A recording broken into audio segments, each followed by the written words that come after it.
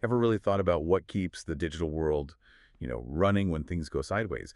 All that critical data you rely on online, what actually protects it if disaster strikes?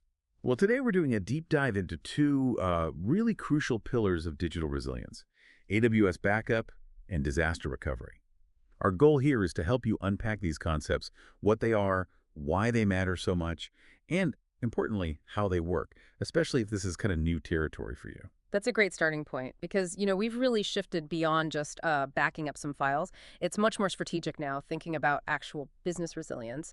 In today's world, keeping data safe and ensuring business continuity, well, it's not just a nice to have, it's absolutely paramount. We're light years away from, say, manual tape backups or just relying on servers in the office. These modern cloud solutions, like what AWS offers, they represent a whole different way of thinking, a paradigm shift, really, in making sure digital operations can weather almost anything. Okay, so let's get into the specifics then. What are these services, starting with AWS backup? Right. So AWS Backup is essentially a fully managed service. It's centralized and it's designed to automate and manage your backups across a whole bunch of AWS services. Think EC2 instances, EBS volumes, RDS databases, S3 buckets, things like that. The key thing is it gives you one place, a unified interface to set up backup policies, handle scheduling, monitor everything, and restore data when you need to. Okay, single pane of glass for backups. And then disaster recovery, or DR, in AWS. How does that differ or maybe complement backup? Yeah, they definitely work together. BR in AWS is broader. It's about the strategies and the specific tools you use to get your data, your applications, your entire infrastructure back online after some kind of disruption.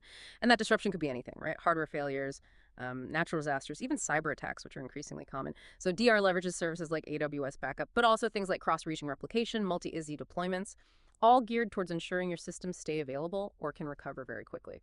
Got it.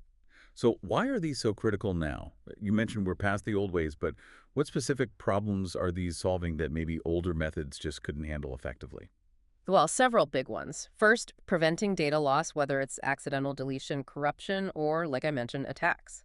Second, minimizing downtime during outages. Downtime costs money and reputation. And then there's the complexity. Managing backups manually across different systems was, frankly, a nightmare. AWS Backup simplifies that dramatically. Plus, meeting compliance needs to think GDPR, IPA, which often mandates specific backup and retention policies. And compared to how things were done, say, before 2019 or so, what was the reality then? Oh, it was tough. You had manual backups, often to physical tapes, maybe some backups to on-premises file servers. DR was typically a custom-built, very expensive solution, usually only affordable for large companies. And automation, very limited. AWS just flips that model. You get automated protection, really fast recovery times. We're talking minutes for things like EBS volumes, not hours or days like with tape. Hours or days, assuming the tape even worked, right? Sure. Exactly, assuming you could find the right one and it hadn't degraded. So you get speed, high availability built in, scalability, only pay for what you use, and that robust compliance support pretty much out of the box. It really democratizes resilience. That difference sounds huge. Huh. Okay, let's dig into the how. How does AWS backup actually work? You mentioned policies. Right. So you create what are called backup plans. In a plan, you define which resources you want to protect, maybe specific EC2 instances or all RDS databases with a certain tag. Then you set the schedule like backup daily, keep for 30 days, maybe keep monthly backups for a year. These backups get stored securely in encrypted backup vaults. And for extra safety, you can automatically copy those backups to another AWS region or even another AWS account. Okay, that seems pretty straightforward. Now, pivoting to disaster recovery. This is where terms like RTO and RKO become really important, isn't it? It's absolutely central. Your DR strategy is always defined by your RTO recovery time objective, meaning how quickly you need to be back up after a disaster, and your RPO recovery point objective, which is how much data you can afford to lose measured in time. There's a whole spectrum of strategies based on those needs. At one end, you have basic backup and restore. It's the lowest cost, but your RTO might be hours. Then you move up to things like Pilot Light, keeping a minimal core infrastructure ready to scale up quickly, or warm standby, which is like a scaled down running version of your production environment. And at the top end, you have multi-site active-active, where you're running your full application across multiple locations simultaneously. That gives you near zero RTO and RPO, but it's obviously more complex and costly. Services like cross-region replication for S3 and RDS, or multi-AZ deployments for databases and file systems are the building blocks that enable these different strategies.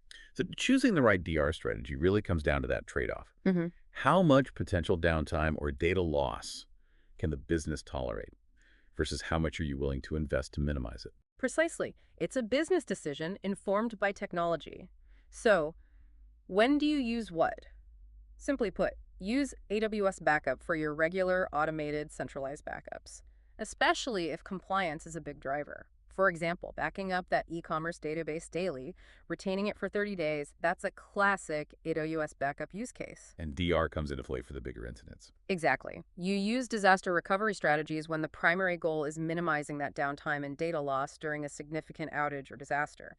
You choose the specific strategy, pilot light, warm standby, etc., based on those RTO and RPO targets you set.